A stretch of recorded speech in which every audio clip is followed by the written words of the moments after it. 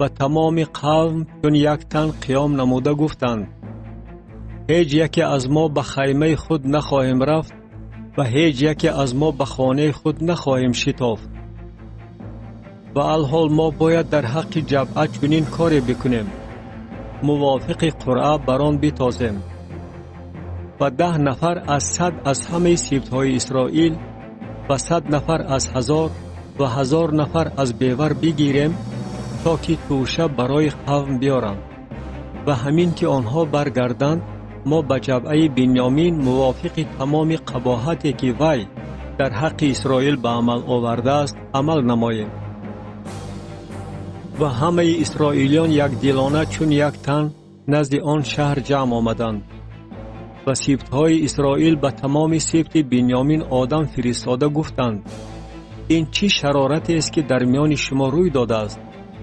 و اکنون آن شخصان سفیلزاده را که در جبهه هستند تسلیم نمایید تا که آنها را به قتل رسانیده شرارت را از اسرائیل نیست کنیم. ولیکن بنی بنیامین نخواستند که آواز برادران خود بنی اسرائیل را بشنوند.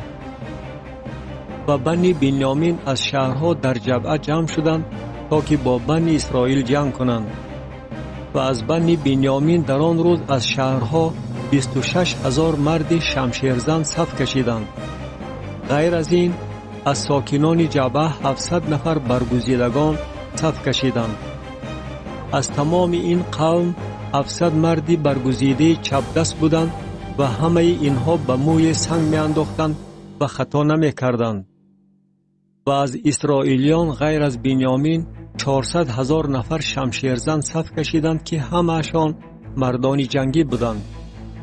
و برخاسته به بیتیل رفتند و از خدا پرسیدند و بنی اسرائیل گفتند: کیست که از میان ما اول بر ضد بنی بنیامین به جنگ براید؟ و خداوند گفت: یهودا اول براید. و بنی اسرائیل بامدادان برخاسته نزد جبعه اردو زدند. و اسرائیلیان بیرون آمدند تا که با بنیامین جنگ کنند و اسرائیلیان نزد جبعه به مقابل آنها برای جنگ صف بستند. و بنی بنیامین از جبعه بیرون آمده در آن روز 22,000 نفر را از اسرائیلیان کشته بر زمین غلتانیدند. ولی قوم یعنی اسرائیلیان قوت یافته در همان جایی که روز یکم صف بسته بودند از نو برای جنگ صف بستند.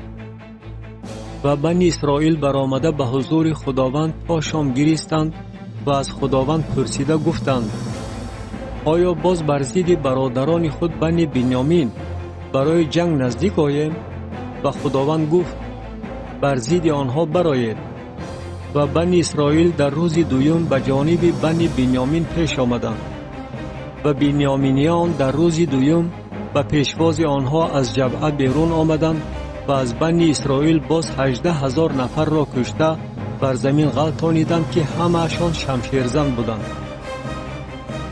و تمام بنی اسرائیل تمام قوم برآمده به بیتیل آمدند و گریسته در آنجا به حضور خداوند نشستند و در آن روز تا شام روزه داشتند و قربانی های سوختنی و قربانی های سلامتی به حضور خداوند آوردند. و بنی اسرائیل از خداوند پرسیدند و صندوق عهد خدا در آن وقت در آنجا بود.